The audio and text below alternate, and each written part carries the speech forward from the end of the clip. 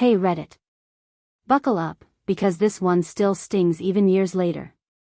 I didn't think I'd ever post about it, but lately the resentment's been boiling under the surface, and writing it all out seems better than letting it fester in silence. Let me set the stage. I'm Rachel. 19 now. My twin brother, technically not twin, we're Irish twins, born 11 months apart, is Caleb. He's 20. We grew up in a smallish town in Missouri, the kind of place where your business is everyone's business, and being the good kid is a full-time job.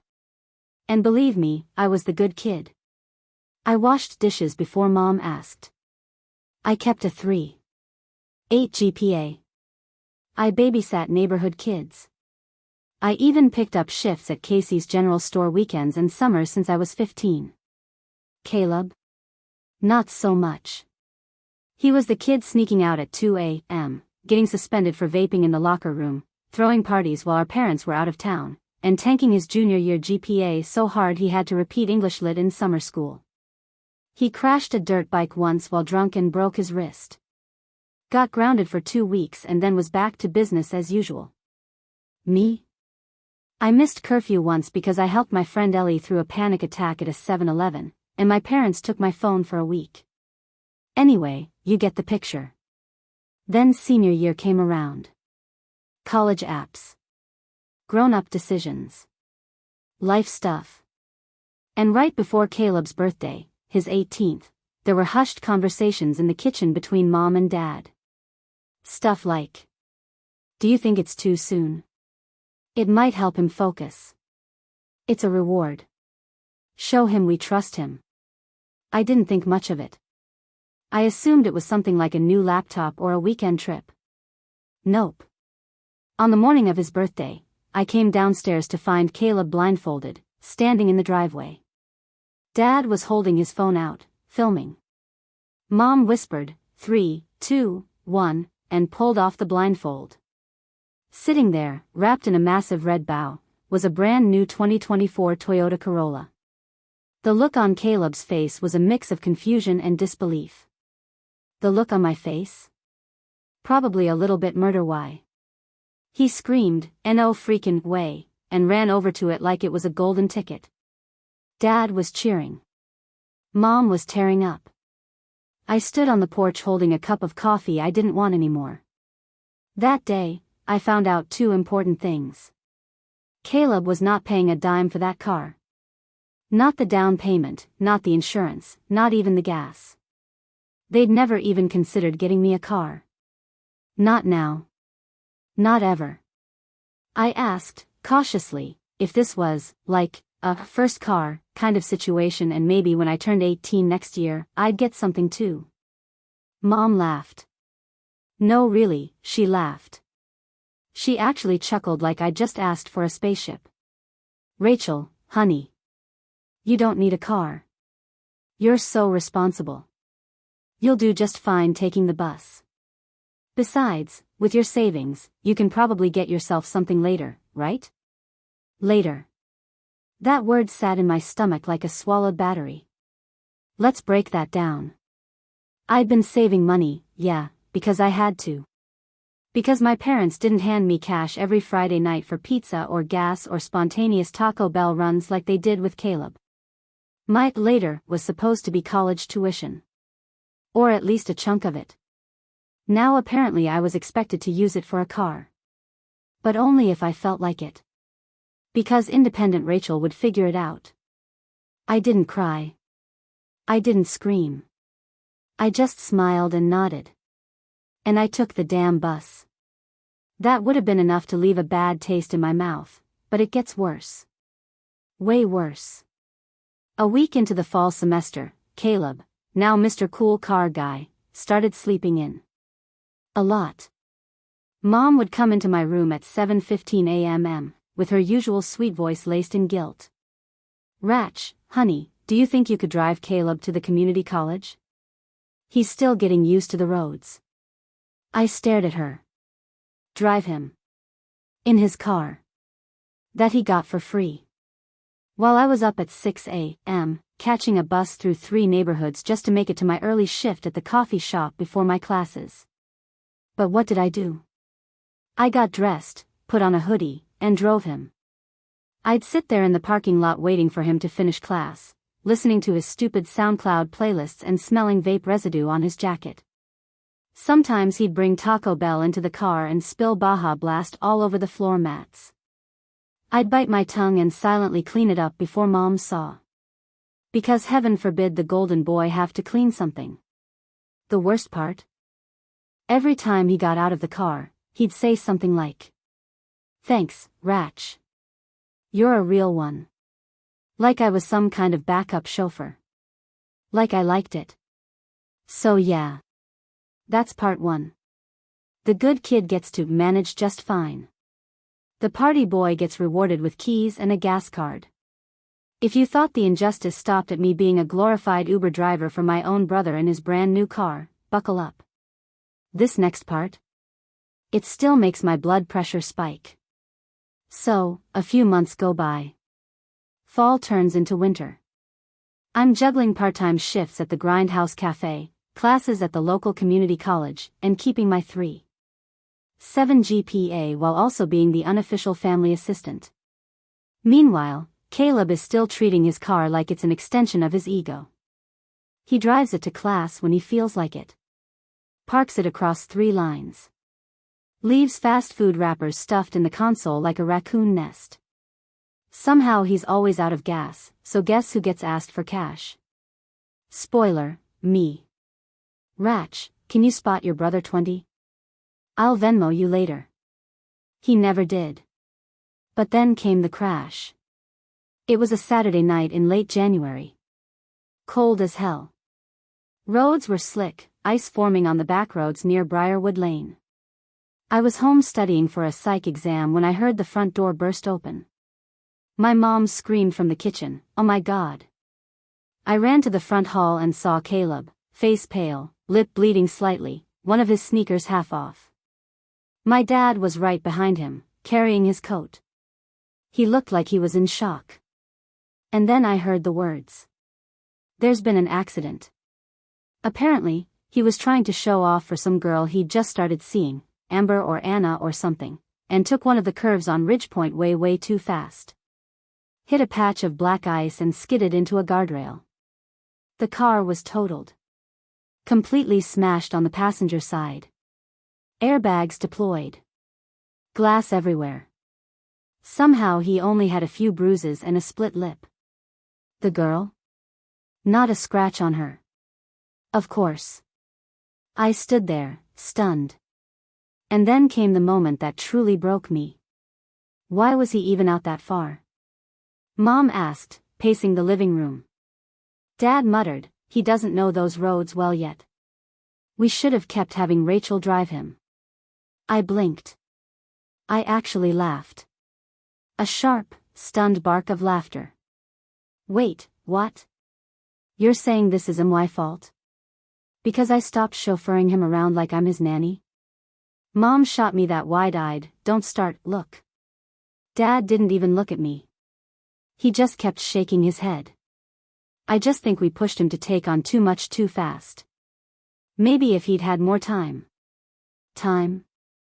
He'd had 3 months of driving around with 0 responsibilities and every red flag. He was the one racing down icy backroads like a fast and furious extra. And now they were retroactively trying to pin this on me for not continuing to play mommy with a license. And then, came the kicker.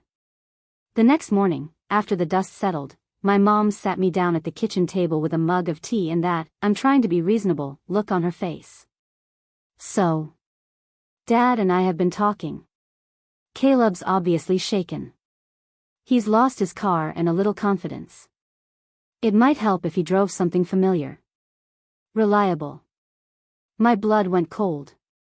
"Rachel, would you be open to letting him borrow your car for a little while? Just until we figure out what's next." Pause. Let's rewind here. My car? The beat-up 2006 Chevy Malibu I bought with my own savings. The one I spent weekends researching. Negotiated down $400 with some old guy named Lenny who lived 2 towns over. The car with the scratch on the back bumper I named Milo. That car? I stared at her like she'd grown a second head. You want me to give Caleb my car, because he crashed his? She had the nerve to say. We're a family, Rachel. We support each other. Yeah. Until it comes time to actually support me. I told her no. Firmly. No room for misinterpretation. She didn't say anything, just stood up with this wounded expression like I'd kicked a puppy. Caleb didn't talk to me for 2 days after that. Not that I missed it. They ended up letting him use Dad's truck while he regained his confidence. A month later, they co-signed on a used BMW because he needed something dependable for classes. A BMW. When I asked if the payments were coming out of Caleb's account, Mom said, "We didn't want him stressed. He's really trying this semester." I almost punched a wall. I still drove my beater Malibu to class. Still juggled shifts at the grindhouse. Still paid my phone bill, gas, insurance, and saved for tuition. Meanwhile, Caleb crashed a car, got handed another, and somehow I was the selfish one for not handing him mine. So yeah. That was the crash. And somehow, even when he wrecked what was given to him, I was the one expected to pick up the slack. So. If you've been following, you already know that by the time spring rolled around, I was done. Done playing chauffeur. Done being the responsible backup plan.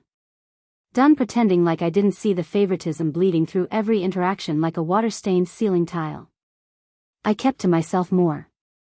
Focused on school. Poured energy into my transfer applications. I was enrolled in community college, yes, but that had always been the plan. Save money for the first year or two, then transfer to a 4-year university once I could afford it. That was the deal. And for me? There was only one goal, Wesleyan University in Connecticut. It had been my dream since I was 15 and read about a lit professor there who specialized in Gothic American fiction. I wrote my personal statement 3 times. Had my advisor read it? Had Ellie read it? Lost sleep over it. And when I got the acceptance letter in early April, I sobbed. Like, ugly cried. It was everything. A full acceptance. No scholarship, because their aids mostly need-based and my parents technically make too much on paper. But I didn't care. I was going to make it work. I had savings. I could apply for loans. I'd take a second job if I had to. And for a moment, just a moment, I thought maybe, just maybe, my parents would finally see it. Finally be proud in a way that wasn't hollow. I printed the email and handed it to them one evening after dinner.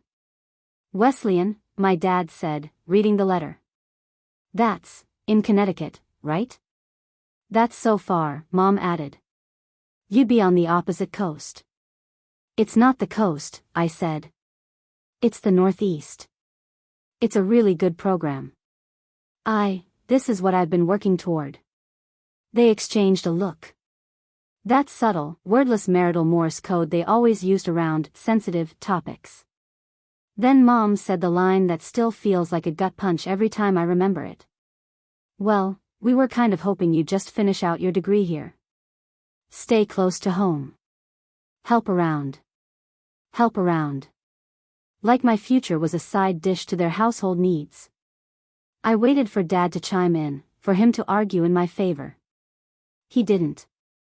It's expensive, Ratch. Even with your savings, that's a lot. We don't want you buried in debt. We can't really help much, not right now. Which, okay. That part, I understood. We weren't poor, but we weren't rich. But something still felt off. Their tone, their attitude, like they'd already written off the idea before I even brought it up. 2 weeks later, I found out why. I was in the kitchen, pouring cereal, when Caleb strolled in, yawning like he'd just woken up from a 14-hour nap. Oh, by the way, he said between mouthfuls of Pop-Tarts, I got into Southern Tech. I blinked. What? Southern Tech. That school in Dallas. You remember, I told you I was thinking about applying? He hadn't. I had no memory of him even mentioning Texas. But apparently he'd submitted an application. Somehow. Got in. And just dropped the news like it was a casual Tuesday update. Later that day, I overheard Mom on the phone with Aunt Karen, saying, "We're so proud of him. And of course we're gonna help. It's a great second chance." That phrase stuck to me like dried blood. So I asked them, as calmly as I could muster, what the plan was. "You said you couldn't help me with Wesleyan," I said. "But you're helping Caleb?" They didn't even flinch. "It's different," Dad said. "How?" I asked. "Well, he's had a rough year," Mom said. "The crash, all the transition. We want to give him a fresh start." A fresh start. For him. They were going to pay for his tuition, not all of it, but enough to cover what scholarships didn't. They were paying his rent. His books.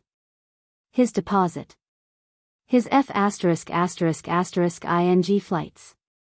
"But I worked," I said. "I saved. I've never asked you for anything." "Exactly," Mom said, like that was a compliment. "You're so strong and independent. You'll figure it out, Rachel. You always do." And in that moment, I realized, my reward for being responsible was being invisible. Caleb, the disaster, the screw-up, the golden son, he got rescued. I got reassured. So I said nothing. I nodded. I went back to my room and started researching student loan options, crying silently into my keyboard. And you know what the cherry on top was? 3 days before Caleb flew to Dallas, Mom asked me, "Could you help him pack? He's feeling overwhelmed, and you're so good at organizing." Of course. Because what's another favor? You'd think after all that, the car, the crash, the second car, the paid tuition, that there'd finally be a turning point. Some karmic moment of clarity where my parents looked around and said, "Wow. Maybe we've been coddling the wrong child." But nah. Turns out rock bottom is just a speed bump when you're Caleb. Let's rewind a little. Caleb flew out to Southern Tech in August, and from the outside, it looked like he had everything lined up: a clean apartment, full tuition assistance from our parents, new laptop, book stipend, even a debit card with a monthly allowance for groceries. I'm using air quotes because, let's be honest, that money probably never saw the inside of a Kroger. Meanwhile, I was busting my ass. Still living at home. Still working late shifts. Still trying to secure private loans because even though I got into Wesleyan, the aid didn't stretch far enough, and my parents refused to co-sign. It was all on me. But this isn't about me. Not this part. Let's talk about Caleb. He made it a grand total of 7 weeks into his first semester before the cracks started showing. It started with vague complaints over FaceTime. Stuff like, "Man, the classes are just different here. Professors are, like, super strict. I already missed 2 tests. My roommate's annoying. I can't concentrate." Mom would nod sympathetically, like he was being oppressed by the educational system for being a free spirit. "Maybe he just learns differently," she said one night over dinner. "Not everyone thrives in lecture settings." "Yeah," I said. "Some people thrive on not showing up at all." She didn't laugh. Then came the emails. Midterm warnings. Attendance alerts. Probation notices. The school sent one directly to Dad's inbox because they were listed as financial sponsors. I remember walking into the living room one night to find him staring blankly at his laptop. "What's wrong?" I asked. He just closed it and muttered, "Nothing." By November, it was official. Caleb was failing 3 out of 4 courses. He'd missed 10 classes in one. Apparently, he'd been skipping lectures to go to lake parties with some group of guys who called themselves the Bog Squad.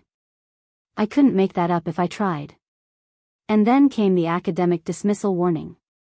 If he didn't pass at least 2 courses by semester's end, he'd be unenrolled.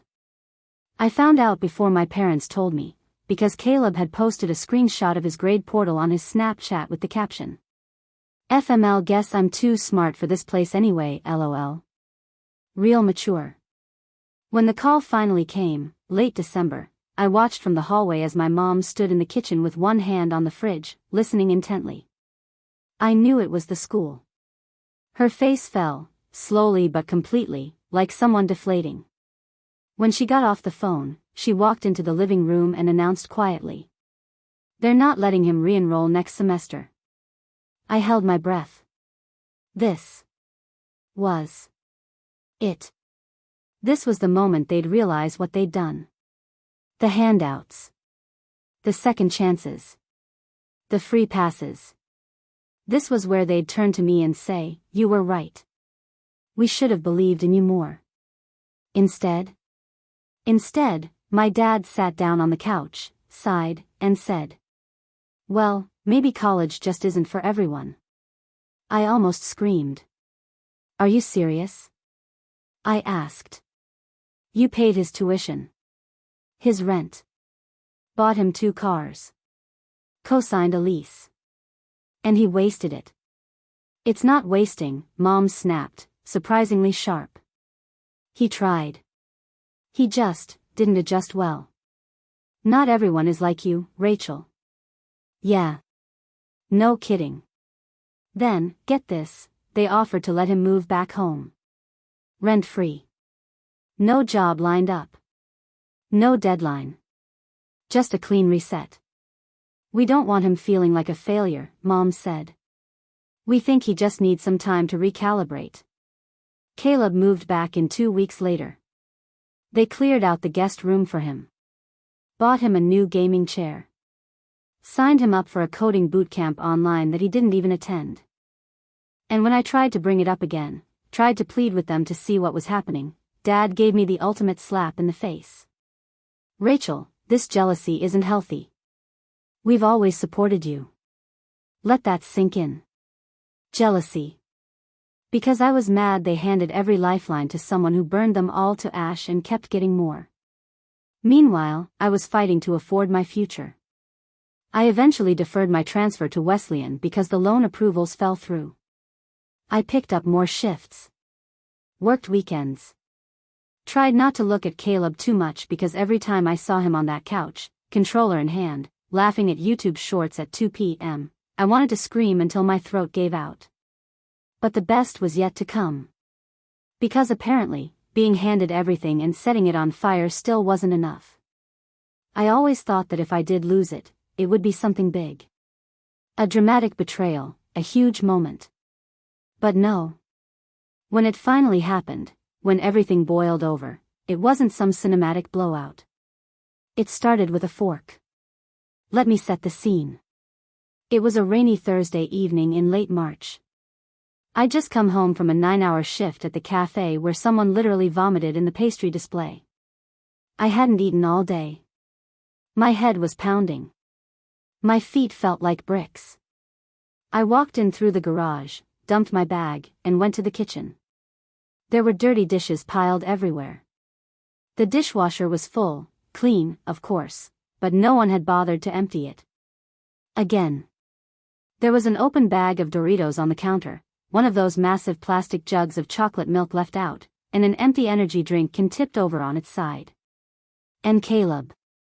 Sitting in my usual chair, legs propped on another, playing some loud TikTok on his phone. The kitchen smelled like microwaved bacon and Axe body spray. He looked up at me, gave a lazy half smile, and said, "Yo, did you pick up any more of those mini?" No apology. No offer to replace it. Just a casual, "By the way, I took your food too." I walked over to the sink. Picked up a fork. One I knew had been sitting in there for at least 3 days, crusted with what looked like dried spaghetti sauce. And I just stood there. Fork in one hand. Keys still in the other.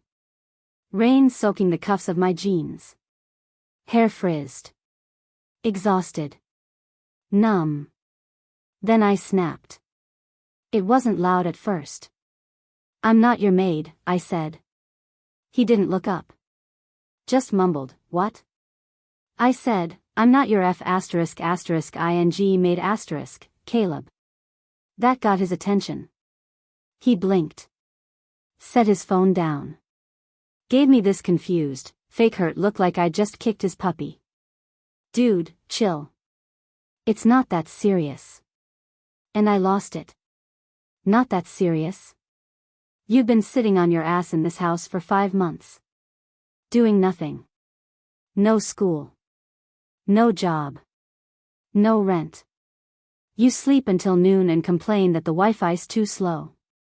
And somehow I'm the one being told I need to chill? Mom walked in just as I was reaching full speed. Rachel, she started, but I turned to her, heat rising in my chest. No. You don't get to Rachel me right now. You've spent years excusing his every failure. You bought him a car, and when he wrecked it, you asked me to give him mine. He flunked out of college and you said, he's just adjusting. I got into my dream school and you told me to stay close to home so I could help around the house. I could see it all clicking in their faces, the weight of everything I'd swallowed for so long suddenly out in the open. Dad came in from the hallway, trying to keep the peace. Let's not turn this into a screaming match. Why not? I shouted. Every other time I've tried to talk about it, you shut me down. You said I was jealous. You said I was strong enough to handle it. But let me ask you something, Dad, when exactly do I get rescued? When do I get help? Because all I've ever gotten is a bus schedule and a pat on the back. Silence. No one said a word. Even Caleb looked stunned, not guilty, not sorry, just surprised that I finally stopped playing the role of the quiet overachiever who never complained. I'm moving out, I said. End of the month. Rachel, Mom said, voice trembling, you don't have to do that. Yes. I do. I should have done it a year ago. And I meant it. That night, I texted Ellie. Asked if her roommate's offer for a sublease was still open. It was. I signed the papers the next day. The apartment was tiny and had weird plumbing and a loud upstairs neighbor who played ska music at 1 a.m. But it was mine. I packed quietly. Paid the security deposit with my savings. I didn't take anything I hadn't bought myself. On the morning I left, I found a note from Mom tucked into one of my boxes. It said, "We never meant to make you feel less than. We just didn't think you needed us the way he did. We love you. Please call when you're ready." Mom. I haven't called. Not yet. I'm finishing my associates this semester and planning to reapply to Wesleyan next fall. This time, I'll find a cosigner or go through the appeals office until I get the aid I need. Caleb? Last I heard, he was figuring things out. Which is code for doing absolutely nothing in the same room he's always had, waiting for someone else to bail him out. But I'm not doing that anymore. Because I finally realized something. Being the reliable one doesn't mean you owe everyone everything. Sometimes it just means you're the only one who ever knew how to save yourself.